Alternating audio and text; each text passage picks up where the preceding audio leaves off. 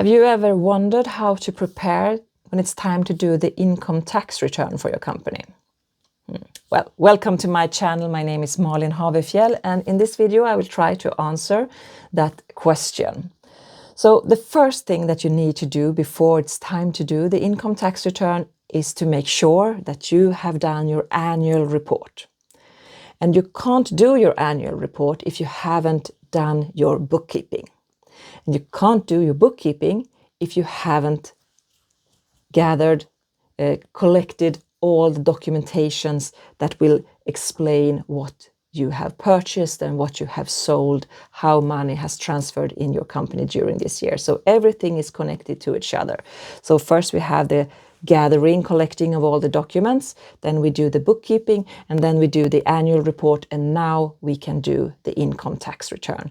So now we have like the bookkept profit or loss, and we start with that one to be able to see what the profit or loss that we will report to the tax agency will be. So step number 2 is to see if we want to do any tax adjustments.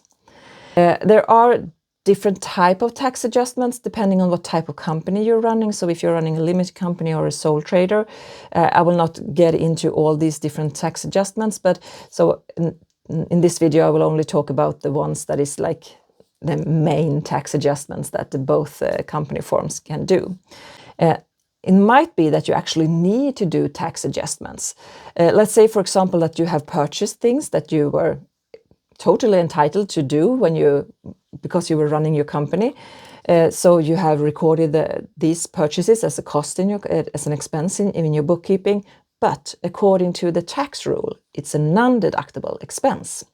So now, when we come to the income tax return, we now need to bring that cost back in our tax adjustment part in the income tax return. This can, for example, be if you have been out buying clients on a dinner, for example, that is a non-deductible expense. And a tip there is if when you record this expense in your bookkeeping, record it on an account that you call non-deductible expenses, because then it will be easy for you now when it's time to do the income tax return to find that amount that you should put there.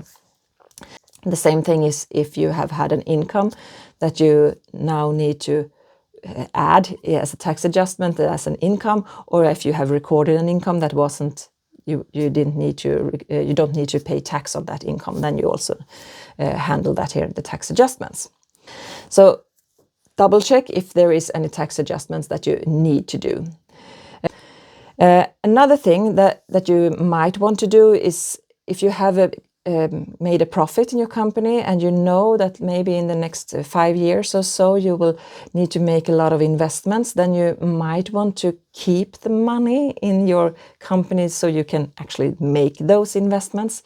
Then there is a possibility that you can take some part of your profit and like put that aside in a fund. It's called periodiseringsfond.